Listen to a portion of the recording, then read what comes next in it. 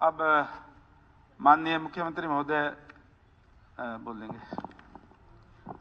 उपाध्यक्ष महोदय, चूंकि 2 दिन से ये सत्र चल रहा है और काफी विषय कल के क्वेश्चन आवर भी आए थे और कुछ विषय आज भी आए हैं, तो कुछ डिपार्टमेंट की ओर से जो जवाब दिए गए हैं उनके 3-4 जवाब है वो मैं जरूर रखना चाहूंगा।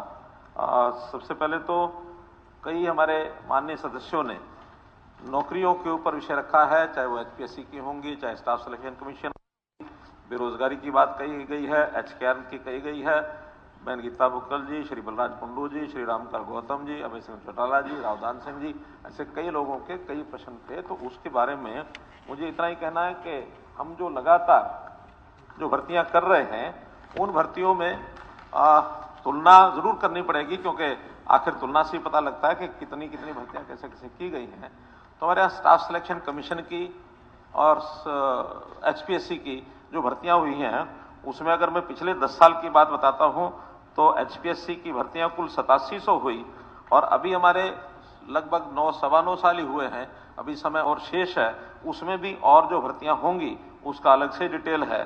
तो अभी 11,500 भर्तियां हमारी हो गई हैं और एक प्रश्न बलराज कुंडू जी ने पूछा हुआ था तो वो जरूर उस साथ में शामिल करके उसका मैं उत्तर बता रहा हूं कि अभी क्लास 1 और क्लास 2 3200 भर्तियां और जो है एडवर्टाइजमेंट हो चुकी है, जो बहुत जल्दी अभी होने वाली हैं। तो करके 15,000 के आसपास ये भर्तियां स्टाफ सिलेक्शन एचपीएससी की हो जाएंगी। ऐसे स्टाफ सिलेक्शन कमीशन में पिछले 10 वर्ष में 93,000 भर्तियां हुई थी और अभी हमने 9 वर्ष 9.25 वर्ष के अंदर 1,06,000 भर्तियां ये हम कर चुके हैं। और इसके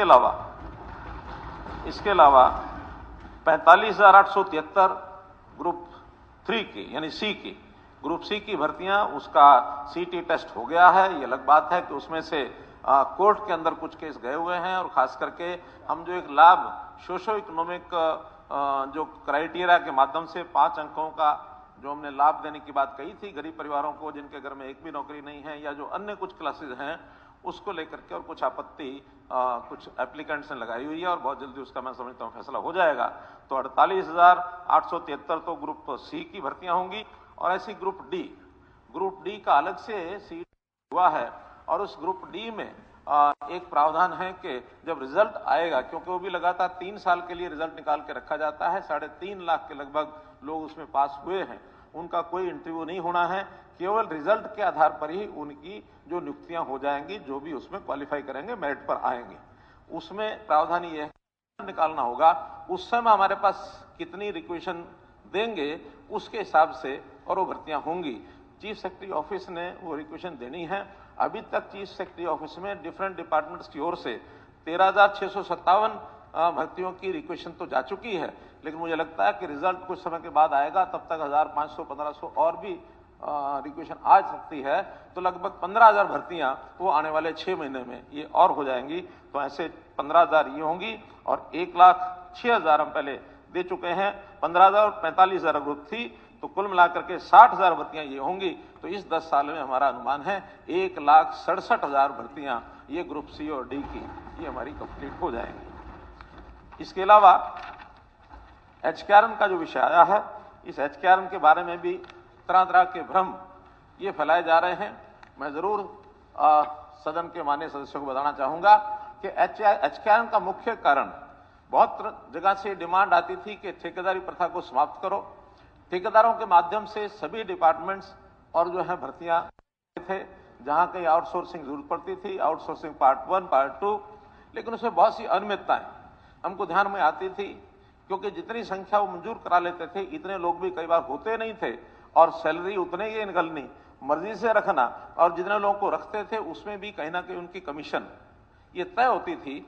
और उसकी जो बहुत शिकायतें आने के बाद उन सबको समाप्त करके हमने हरियाणा कौशल रोजगार निगम ये एक सरकारी प्लेटफॉर्म बनाया है। चीफ सेक्रेटरी की देखरेख में ये सब चलता है। जितने पुराने लोग थे उनको ऑप्शन दी गई थी कि अगर वो उसी व्यवस्था में बने रहना चाहते तो बने रहें, अगर एचकेआरएन में आना चाहें तो उनको पोर्ट करेंगे। तो ऐसे अधिकांश लोगों ने और अपनी सहमति दी थी। 1,05,728 ऐसी मैन पावर है ये दूसरे भागों से पोर्ट की गई और अलग से जो डिमांड आई थी उसमें 12,885 ऐसे नए लोगों को भी उसमें HKR में रखा गया है।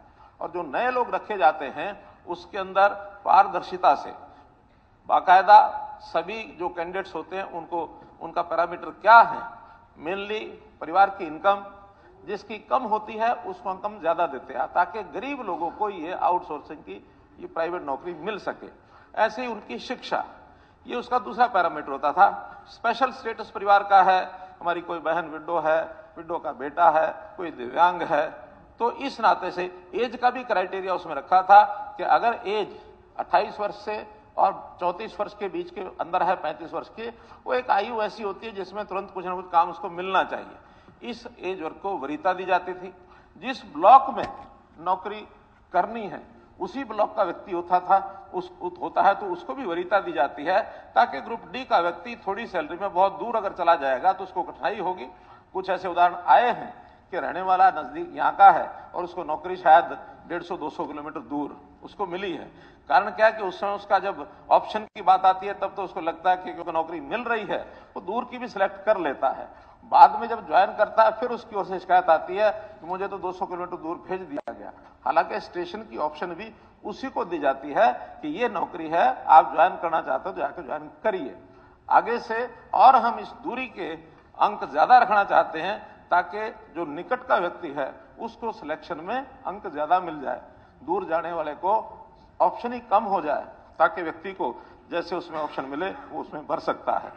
और कुल मिलाकर हमारी जो नौकरियों का और बेरोजगारी का विषय है, बेरोजगारी के बारे में अलग अलग आंकड़े आते हैं।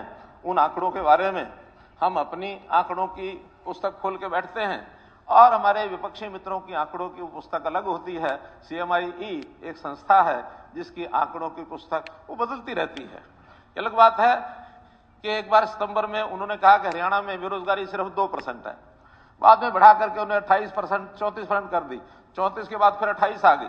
मैंने देखा नहीं है, ऑथेंटिक जानकारी नहीं है, लेकिन मुझे किसी ने बताया है कि भी पिछले महीने नवंबर की उनकी जो आंकड़ा हरियाणा के बारे में आया है फिर से 8% आया। हालांकि मेरा कोई भरोसा नहीं है CMIE की पुस्तक, लेकिन मैं तो उन बंधुओं को बताना चाहता हूं कि जो उस संस्था के आंकड़ों के ऊपर खेलते हैं।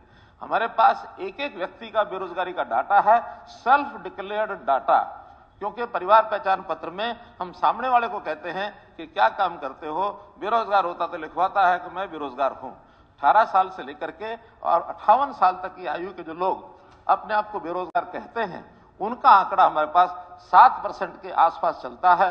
कभी आधा % ऊपर होता है, कभी आधा % कम होता है।